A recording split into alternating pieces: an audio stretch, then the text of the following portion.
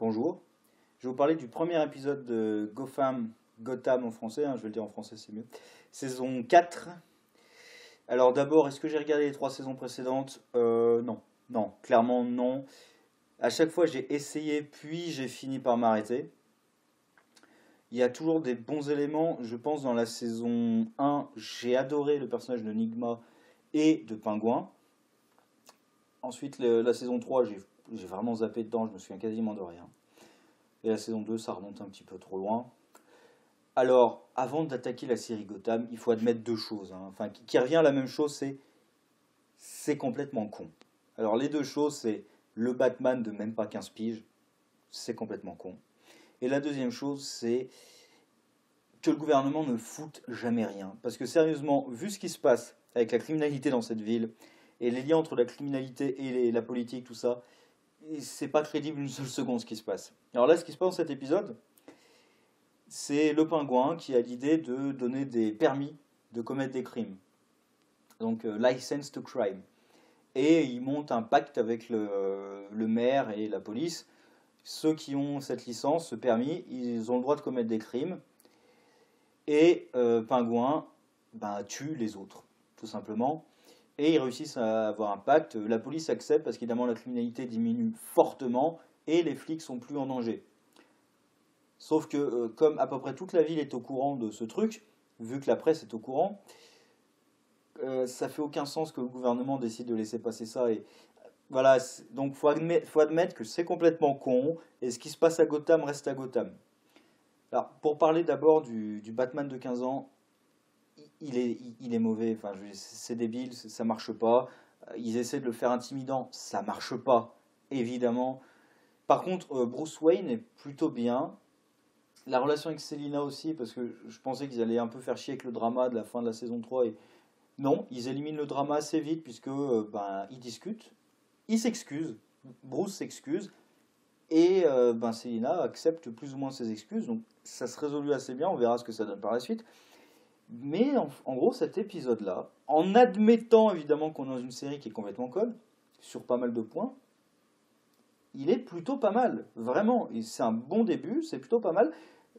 En gros, ce qui se passe, donc il y a cette histoire de permis, et il y a des criminels qui évidemment n'ont pas ce permis et qui décident que Pingouin il est bien gentil, mais nous on va faire notre sauce et on va démontrer que Pingouin c'est un nul.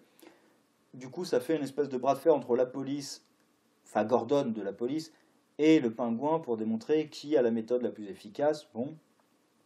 Et par contre, alors cette bande de criminels va chercher le Scarecrow, donc l'épouvantail. Franchement, on ne sait pas pourquoi ils vont chercher l'épouvantail. Mais bon, ils vont chercher l'épouvantail pour écraser Pingouin, bon. Et l'épouvantail est plutôt pas mal, c'est-à-dire qu'on le voit complètement fou, parce qu'il a été drogué donc, par le venin, le poison du Scarecrow, de l'épouvantail, de son père. Du coup, il est complètement taré, il voit l'épouvantail partout, et on le voit vraiment devenir l'épouvantail, puisqu'ils vont l'enfermer dans une pièce avec cet épouvantail, et on comprend qu'il va prendre la personnalité de ce monstre qui le poursuit. Et il donne envie, parce qu'on ne voit pas beaucoup de lui, et du coup, on donne envie aux spectateurs d'en découvrir plus. Moi, pour l'instant, cette épouvantail, j'ai envie d'en voir plus.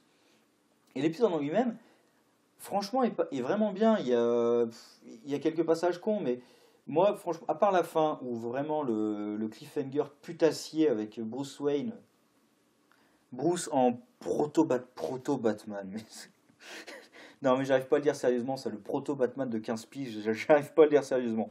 Enfin bref, qui tombe à travers une fenêtre, mais comme un abruti, enfin, il a ses mains sur la fenêtre, il la voit s'éclater, oh non, mais enlève tes mains, connard, enfin, tu vois qu'elle est en train de s'éclater ton truc, enlève tes mains.